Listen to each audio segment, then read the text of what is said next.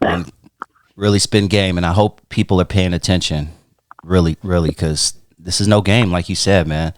This man It's spent no 26 game. years, dog, and if you're not ready to go full throttle for what you believe in, don't even do it, man. Don't even do it. It's not worth it. And I've heard, I don't think I've ever heard, I don't think I've ever heard anyone, Lil Hawk, after doing, 20, because I talk to a lot of people behind bars. Two of my really good friends are doing life in prison, so I talk to them every Sunday. And we just, I've never heard a person that has done 25 years, is banged and all that, ever say, yeah, I'd do it again. I'd do it again. That was cool. Every single person that said, man, don't do it. Don't do it. Dusty, that was a waste of my. It was a waste of my time, waste of my life, man. And just for people that's listening right now that don't know, the game is so cold. When you live in that lifestyle, like what happened to me can happen to you. I got framed for a murder that I don't know nothing about. I didn't commit. I don't know nothing about it. Period. It was all some BS. But I was living a lifestyle. So by me living that lifestyle, I gave foul police action at manufacturing a case on me because I was in that lifestyle. So guess what? Now let's go back to this. If we go back to the 80s and shit like that, one of the first things they bring into the game was say it's a war on gangs and drugs. So think about that for a second. If it's a war on gangs and drugs from the government, the police officials and agencies, that means it's open season on gang members. So by me being a gang member at that time, since it's a war on gangs and drugs, that means it was a war on me. So if it's a war on me, and it ain't no fairness in war. So that means the police can frame me, lie on me, they can kill me, they can plant dope on me, they can plant guns on me. You want to know why? Because when it's a war, it's a motherfucking war. So that means the police, they don't care about the rules no more. Ain't no more fucking All rules is fair in love and war, all is fair in war. So exactly. So I became a victim of that kind of shit. So when they sent me to prison for this murder that I didn't do, they wrote it off as, so what? That's what it is. You know what I'm saying? So my life didn't mean shit to them. And you know how the game goes. At the end of the day, I'm one of God's sons, so God won't let me go out like that. God was one of them things like, look, I'm going to set you down for a minute, wake your game all the way up, and bring you back stronger than ever, get this money, lead the right way, and handle your business, period, point blank. Straight up.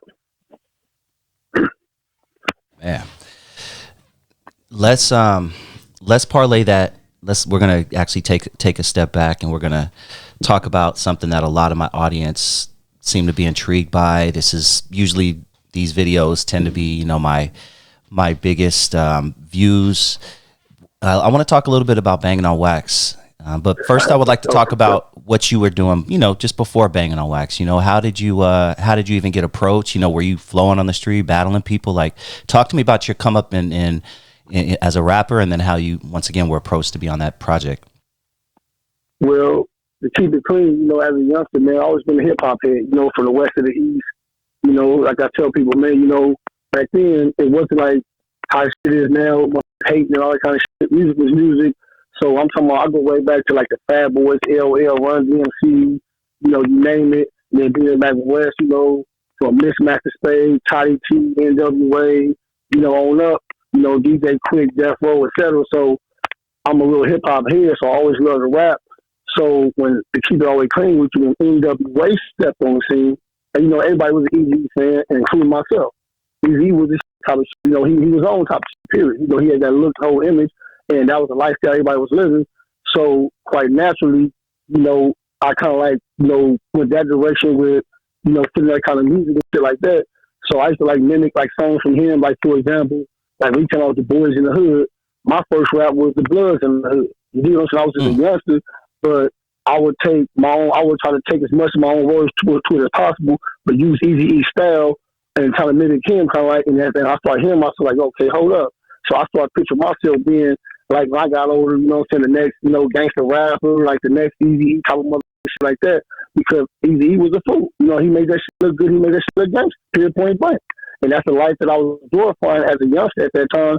So I wanted to be like that type of shit. So I always knew that if I was going to be a rapper, it's going to be some shit like that. There wasn't going to be no backpack rapper, no real MC type of rapper. Like, even though I can really rap and I can ball up and shit like that, that's not really my style type of shit. I'm not like trying to be like the LL type of rapper or, the Run DMC and them. I love them dudes, but that's their style. I'm from the West Coast.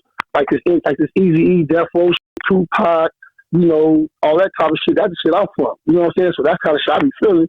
So that's why I rap the way I rap, and that's why I do what I do. But that's kind of like one of the kind of things that kind of motivate me, you know, NWA, shit like that. But Mommy Big Wise, you know, rest in peace, you know what I'm saying?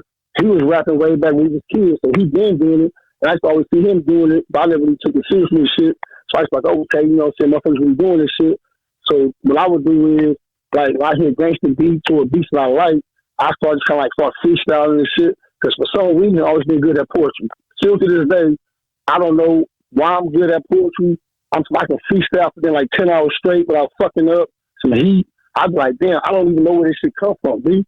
It's like some magical shit. I don't wake up and I want to be a motherfucking rapper. This shit is coming to me like God said, I'm going to bless you with this talent. It's just whatever you do with it. You know what I'm saying? But I don't know where this shit come from. I don't know where these rhymes be coming from. I don't know how. Man, if you seen how I went to work with this shit, you would think you around probably pocket and you be like, man, this is crazy shit.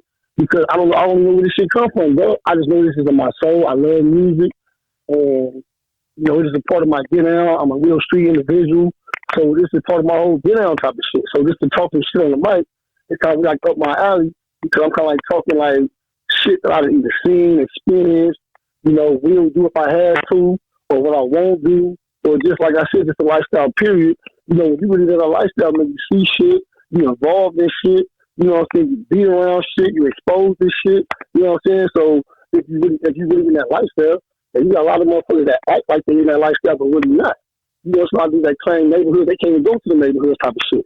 I'm really from my neighborhood, man, so I'm not in present time with the bullshit or nothing, but I'm legitimately from that community, man. There's a lot of dudes that be claiming shit that just, you know, for fame and for the wrong reasons, and basically false profiting the game and misleading these youngsters and just the world, period. And until the world get rid of them type of motherfuckers, there's always going to be some bullshit in the game. These people, these individuals that's pump faking, that's, like I say, misleading people with all this bullshit, and they not even legit. You feel me? So that's like the main problem too, though. Being misled by false prophets, bullshit ass rappers and shit. Period. I'm at a crossroads every damn day, looking back at my past when I sleep. But living on the edge, not doing enough. Iniquity down to my feet. What do I do when I need a little food and I gotta get the money for the rent? Fall to my knees, pray to the Lord, come on son, he can give me some money, repent. What, thank you. I really love you, baby, so I spank you. Life is a wet straight fucking you up. Living in a prison, I'ma shank you. So what's love got to do with it? With my heart on my sleeve, I'm a foe. But she said she loved me, she wanted to hug me under my sheets, so it's get told. That's why